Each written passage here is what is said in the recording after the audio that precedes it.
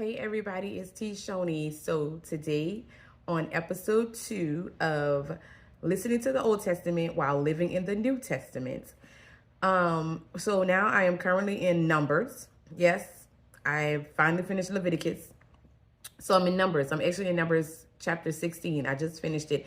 And I'm just listening because all of this was the journey of the Israelites after God delivered them out of Egypt, right? And he brought them out. He provided everything for them, and he talked to Moses, and Moses relayed the messages and all of these things, and they saw this stuff happening. Like Moses had to go up Mount Sinai and talk to God, and then he had a tent and he talked to God in there. He was so close to God and talking to him, he had a glow on his face from the light of God, right? They saw all these things happen. They were hungry. They wanted meat. God gave them birds falling from the sky. He gave them manna. He made water come out of a rock. They still figured out a way to to think they needed another God. They made the golden calf. All of these things happened on this journey. And now in Numbers, they griping and complaining about Moses again. And I'm just sitting here like, y'all, it's like I'm watching a movie or listening to a movie. I don't know, but I'm like, are these people serious? Are they serious?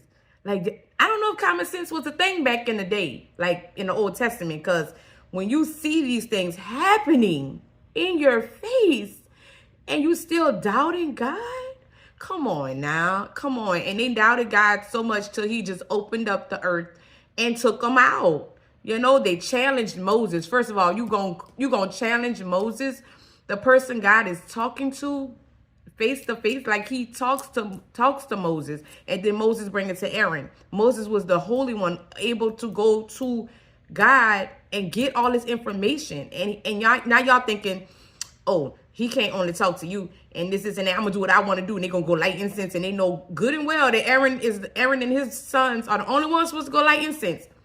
But they're going to do what they want to do. And the whole time, Moses is praying for them, fighting for them, asking God, like, come on, don't do it. Because, them Egyptians, they're going to think you couldn't do this. So you can't kill them all because they're going to think, oh, you killed them because you couldn't do what they promised. And he was like, all right, I'm not going to do it. He was like negotiating with God for these people. And they still act like Moses was just trying to rule them, but that was not the case. It's crazy. It's crazy. And it's like, I know this old news to some people, but it's new to me. But I'll be back with more about Numbers.